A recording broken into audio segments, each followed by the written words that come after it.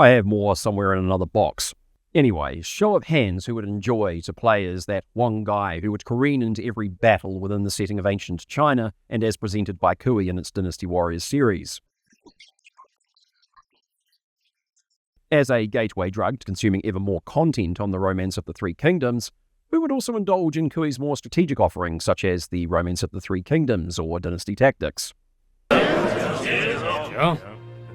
Upon learning of a John Woo directed feature on the Battle of Red Cliff or Chi-Vi, and with an eye-watering budget for the time that would blend his flair for action movies with the rich setting of the historical Three Kingdom period, an era of turmoil with a death toll between 220 and 280 AD of more than 34 million people, a startling figure that doesn't even include 208 AD's Battle of Chi-Vi, again show of hands for those who were excited. Did it live up to the expectations? To begin with the positive, part 1 of John Woo's telling of Red Cliff is picturesque.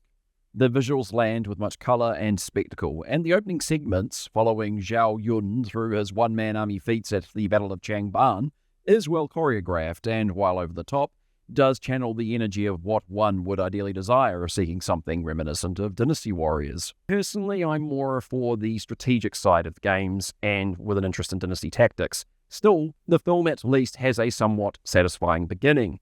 However, and sadly, it is all downhill from there. My first complaint: the pacing is all over the show. We begin with an intensive, albeit repetitive, and dragged-out Dynasty Warrior-like sequence following Zhao Yun, and then the film grinds to a halt, the focus having shifted to Zhuge Liang and Zhou Yu. While it's difficult to become invested in Junhu's Zhao Yun, and from a single drawn-out action sequence no less, it becomes near impossible to find, of anything, to connect with when it comes to Tony Leung's Zhou Yu and Takeshi Kanashiro's Zhuge Liang. The dialogue between this version's Gong Jin and Kong Ming is horribly clunky, despite the actors' best efforts, and they do not convince in their depiction of these two great military minds from this era. Their strategic exchanges are facile, limited to animals as symbols for proposed formations. There's no pride nor intrigue, any semblance of intensity or emotion. With a looming and invading force numbering over 800,000, they still have time to concern themselves with a horse giving birth to a Guitar Hero style contest with a zither.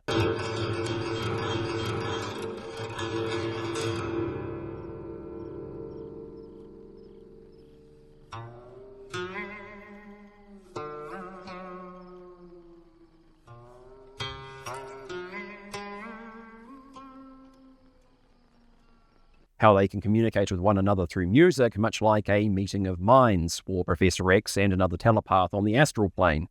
To concern themselves with the discipline of the Wu army upon learning of a stolen oxen. The muted and awkward sex scene that reminds of Tommy Wiseau in The Room. You are tearing me apart, Lisa!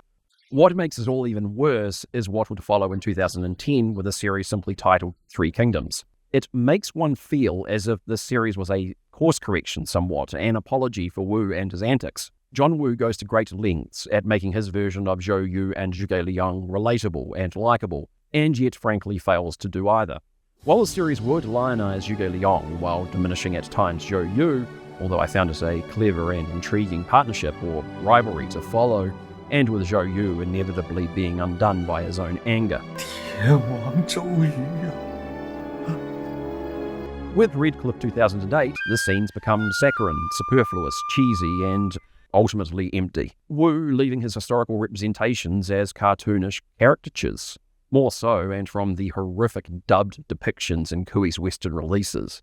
This then leads to the confusing tone of this adaptation. Not only does this Days of Our Lives rendition to storytelling within an ancient China setting, and when looms the significant threat from the north, bog down the pace, but it feels equally misplaced and jarring.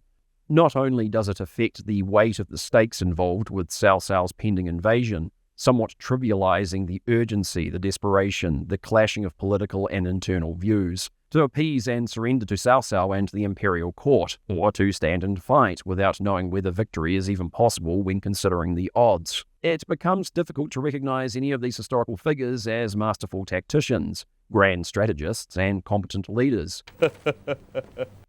It all just comes across as horribly goofy. Beyond the distracting attempts to develop his characters, the symbolic and pretentious hunting sequence, the forced and contrived bromance between his two main characters, then comes his painful attempts at comedy?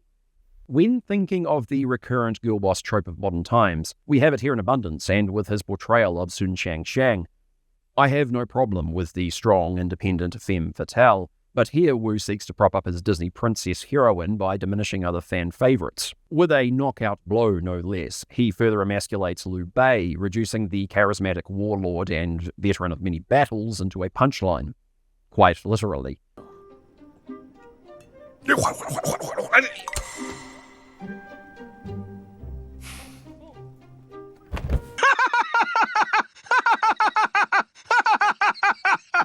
The same happens with the historical figure Lu Su, often depicted as the calm, humble, level-headed, and diplomatic general.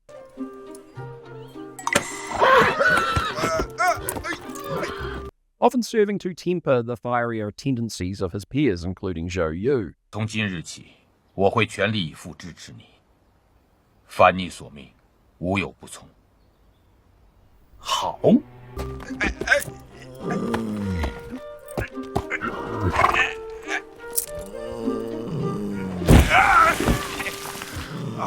And then there's the antagonist. Now, Cao Cao has many traits one can exaggerate to render him the ultimate personification of villainy. With this enthusiasm of his for beauties already married, seen for him as a conquest, to his cruelty, his cold and calculated pursuit of absolute power. But it can be sometimes interesting, and hear me out, to see a more nuanced take, rather than the moustache-twirling villains of cartoons. Let alone when the opponent, or the historical protagonist, may not necessarily present as the most virtuous, admirable, and benevolent representation either. There's a word for good and bad archetypes. What was it? Yes, boring. What else? Honestly, and with part 1, I think there's little else more to say. However, it is a bold plan, or perhaps not so much, to adapt a famous battle and campaign cinematically, where you leave the viewer awaiting it to commence and ending on a cliffhanger. This was called Red Cliff, and other than a cavalry effort from Cao Cao thwarted by a turtle formation, there is no Red Cliff. Red Cliff's 2008 in Part 1 presents more as a chore. I had to put it down, revisit it, only to then watch something else, and again find my eyeballs rolling back in their sockets with apathy, unable to persist. While it may deliver and at times with the spectacle, it's trite with its storytelling and characterization.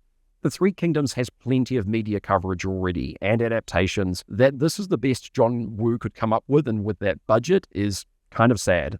I can't remember if Part 2 at least improves on Part 1, and we'll be back with that take soon enough. Do I recommend a revisit to John Woo's 2008 Part 1 of Red Cliff? Only if you want a quality nap.